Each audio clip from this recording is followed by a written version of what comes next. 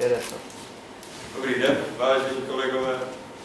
Dnes bych vám tady chtěl něco povědět o neuronových sítích, použitých jako klasifikátor pro sypové útoky. Je to teda součást telekomunikačního vzdělávacího semináře pořádaného v rámci projektu XCOM. A než se vůbec začnu bavit o té vlastní neuronové síti, tak bych vám chtěl povědět o tom systému, jak vůbec sbírat informace o útocích a jak je v mém případě klasifikují. Ke konci té přednášky se pak dostanu k vlastnímu klasifikátoru, což je teda neuronová síť a konkrétní informace o neuronových sítích a o tom, jak zlepšit výsledky, budou obsaženy v následující prezentaci. Na obrázku můžete vidět základní koncept, jak vypadá cloud jednotlivých honeypotů. Systém se skládá z jednoho centrálního serveru, který slouží jako agregátor veškerých informací, monitoruje celý systém jednotlivé sondy a zpracovává informace.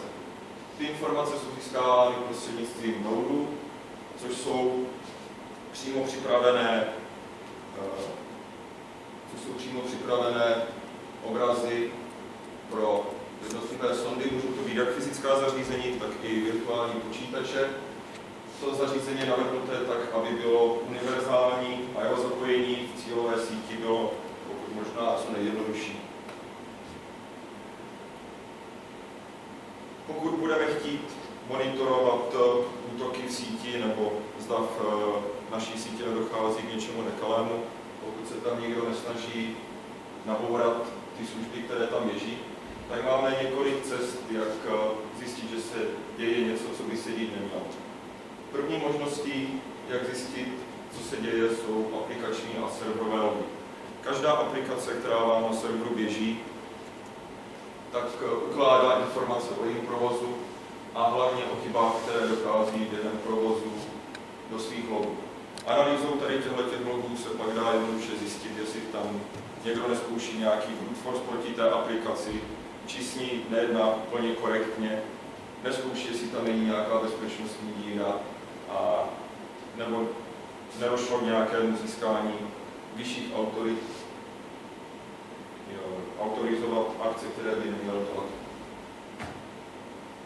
Na tady tohleto je spousta aplikací, které se zabývají analýzou těch logů, vyhledáváním tady těch anomalí v lozích, ale není to ten případ, který je použit na straně toho síťového nodu. Univerzální možností, jak zjistit, co se děje, je monitoring provozu, který probíhá v síti, což může být ale poněkud komplikované, pokud provoz v síti bude šifrovaný. Tenhle problém je vyřešen jednoduše tím, že vlastní sonda monitoruje ten trafik síťový až sama na sobě, tím pádem veškerá komunikace už je rozšifrovaná. Nesnažíme se analyzovat nějaké datové toky, které probíhají na páteři, ale analyzujeme přímo to, co se děje uvnitř té sondy.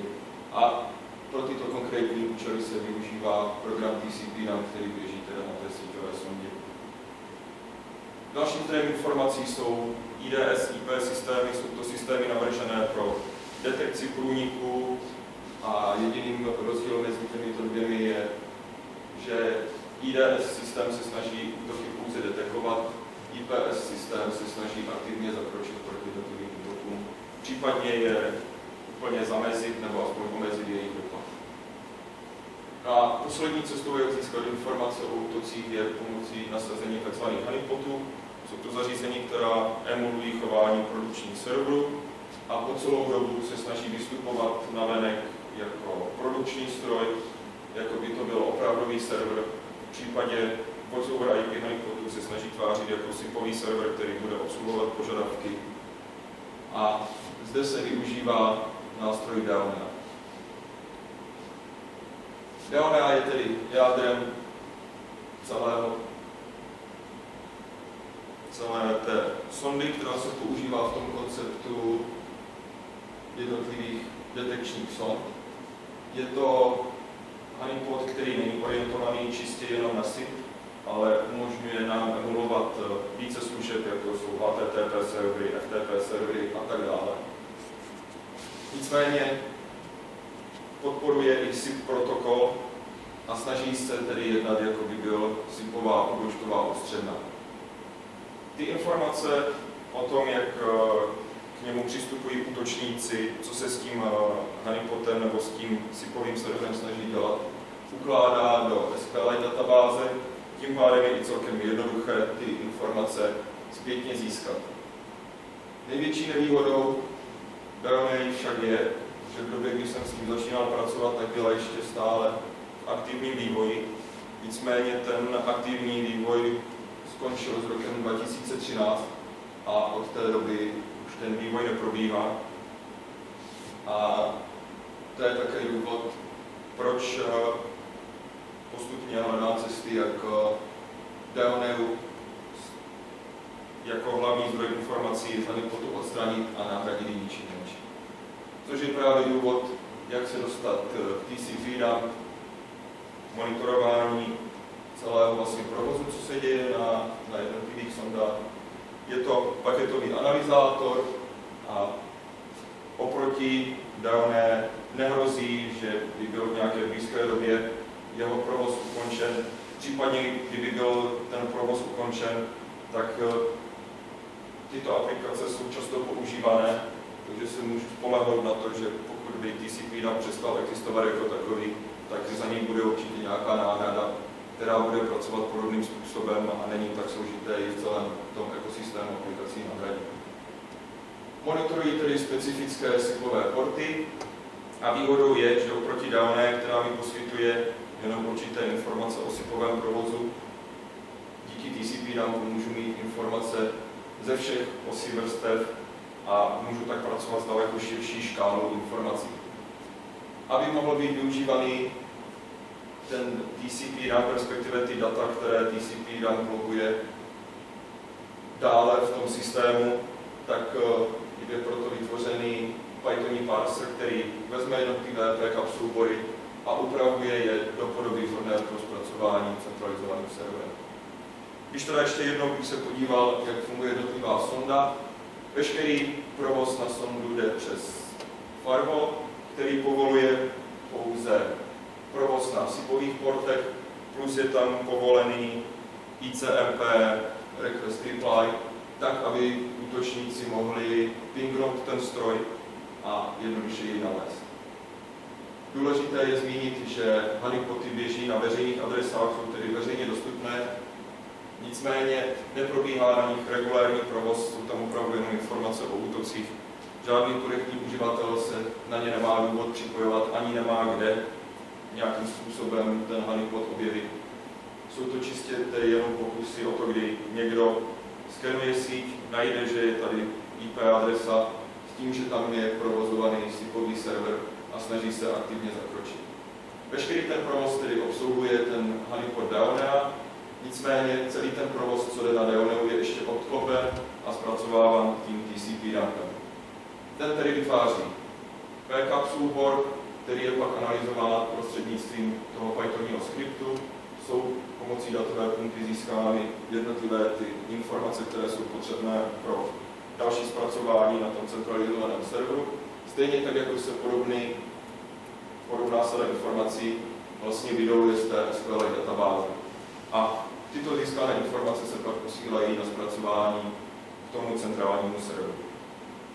Výhodou je, že ta sonda je díky této architektuře poměrně jednoduchá, není to žádný náročný software a jsme schopni ji zprovoznit na Raspberry Pi, což celkově činí na nějaké náklady na jednu sondu okolo 1500 korun českých. Tím pádem je to poměrně levné, není problém těch zařízení nasadit několik a umístit je do cílových sítí, kde tedy monitorují daný provoz a jsou schopni poskytnout cenné informace o tom, co se v té síti děje. Tady ještě malé srovnání, jak to vypadá, pokud srovnám přístup, kdy získáváme informace čistě z honeypotu DLNA, nebo když využijeme paketový analyzátor TCP. Vidíte analýzu z února 2015, kdy DAONA zaznamenala 3031 útoků, TCP dump zaznamenal 3047. Je to obecně dané i tou povahou, kdy TCP dump se snaží zachytit de facto veškeré pakety, které probíhají na daném rozhraní. A DAONA, která sama může být zahlcena těmi požadavky, se pravděpodobně snaží při větších datových tocích některé zprávy zahazovat. Potvrdilo se to i pak v analýzách, kdy hlavně při DOS útocích TCP dump zaznamenává řádově 100krát vyšší počty paketů, než je schopná zaznamenat DAONA.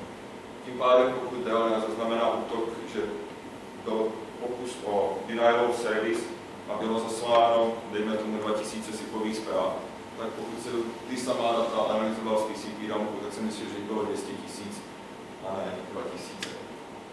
Nicméně zpátky k tomu srovnání,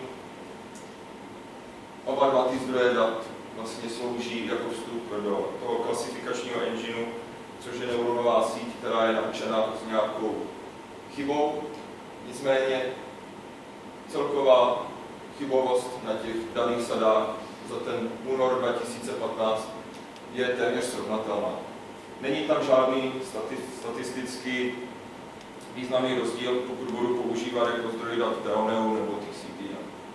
Tím pádem je značně prokázáno, že tedy lze od té DAONA odstoupit v budoucnu a může tam být například reálný SIPový server a ty možnosti jsou takové, že bude možné například zkoumat, jaký je rozdíl, pokud útočník bude vědět, že se baví s Asterisk serverem, s OpenSIPem, případně s Kamailiem, jestli používá jináčí útoky. A je to zase zdroj pro další nějaké rozšíření celého toho systému.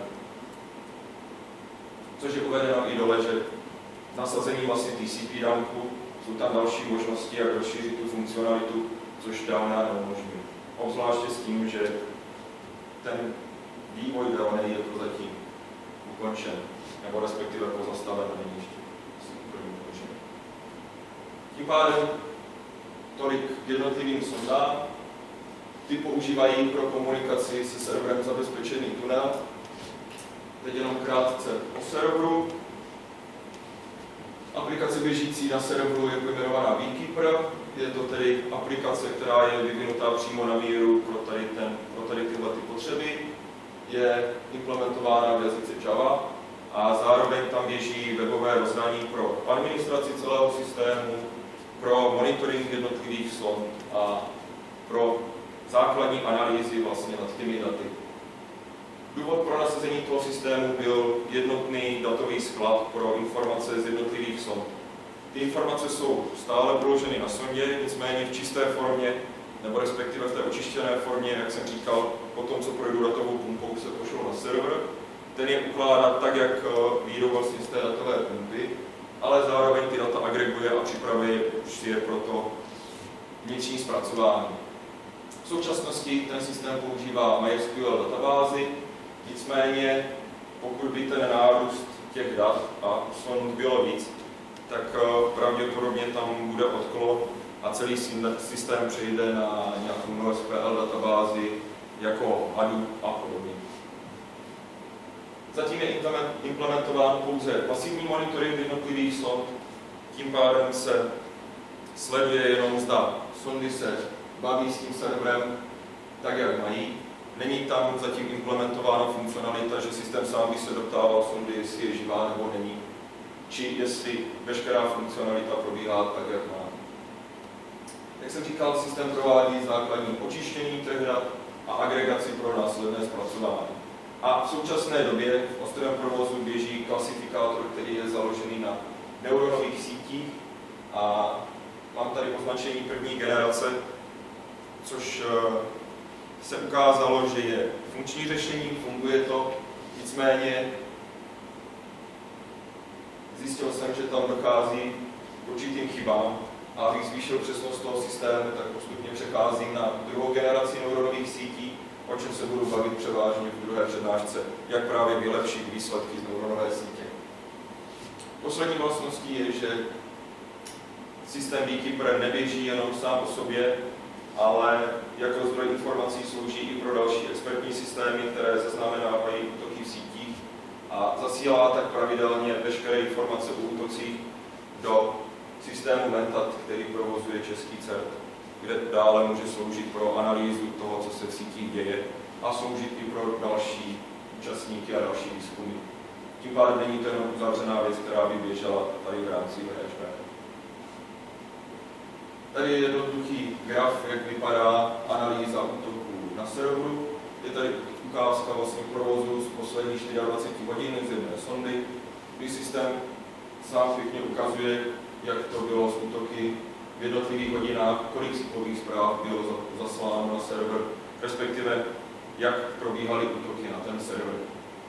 Výsledkem je toho systému, aby administrátor mohl jednoduše zjistit, co se v jeho síti děje, jestli tam dochází k útokům a jaké útoky se nejčastěji proti jeho síti používají, tak, aby buď mohl využít tyto informace pro zlepšení, obrany nebo ochrany té své sítě, korektnější nastavení firewallových pravidel, případně jenom o ten pasivní monitoring a návod, jak zlepšit zabezpečení například produkčních cipových serverů, které uvnitř té sítě běží. Každá ta sonda vlastně běží nezávisle v jiné síti, v jiné lokalitě, takže poskytuje navzájem nezávislé informace. Stejně tak, jako je například možné srovnat, jestli dochází k útokům pouze v mojí síti, nebo jestli je ten jev obecný a útočí se teď na více osob. Teď už vlastní neuronové síti, která tedy klasifikuje data. Je to první neuronová síť, která vlastně byla použita pro klasifikaci útoků. Byla implementována v Javě, implementoval jsem ji sám, což není úplně nejlepší řešení, jak začít.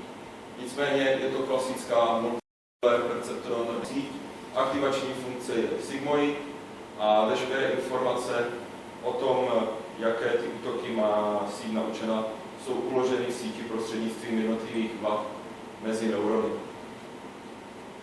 Na vstup neuronové sítě jde pak 10 parametrů, což jsou vlastně jednotlivé parametry, které se monitorují na každé sondě. Prochází přes 2 skryté vrstvy a na výstupu jsou pak jednotlivé třídy útoků, které odpovídají těm jednotlivým vstupům.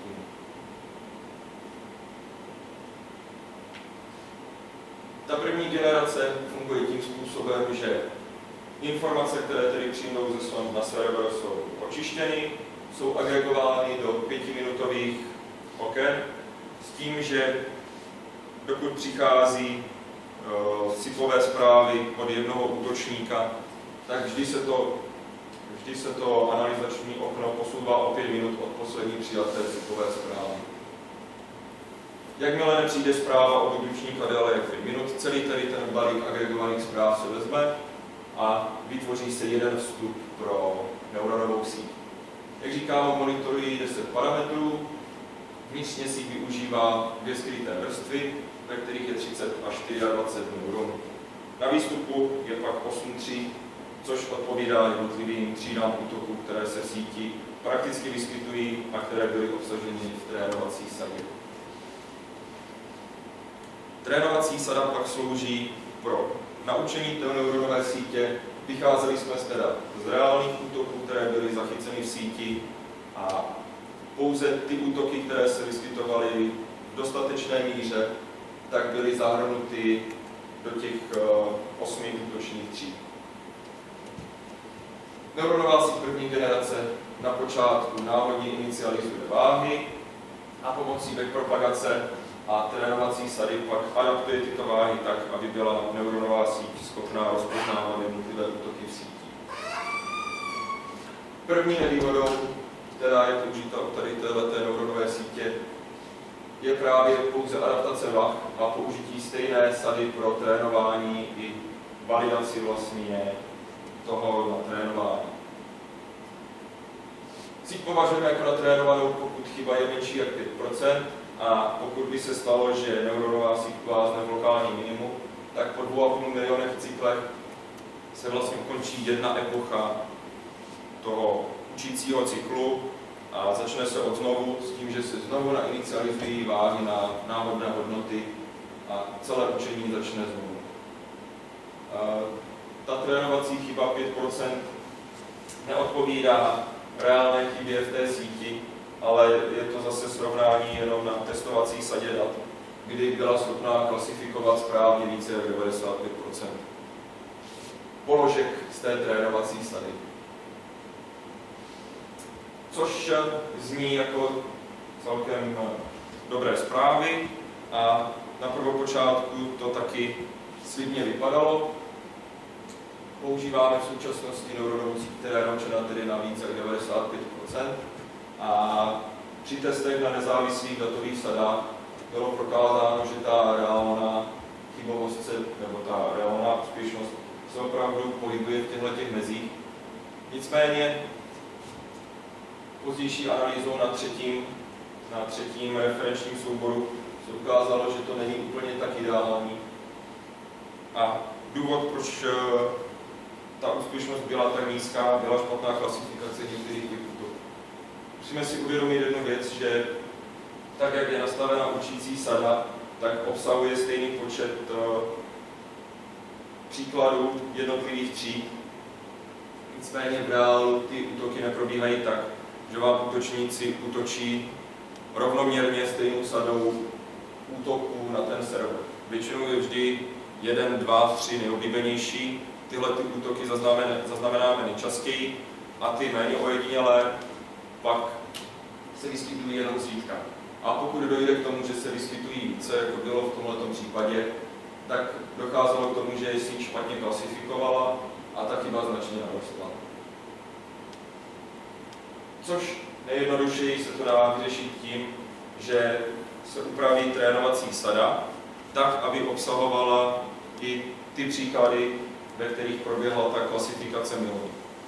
Nicméně ta neuronová síť první generace už nebyla schopná se korektně naučit tady tuhle novou trénovací sadu a nepodařilo se nám dostat tu úspěšnost ani na tady té testovací sadě výš jak na 70%.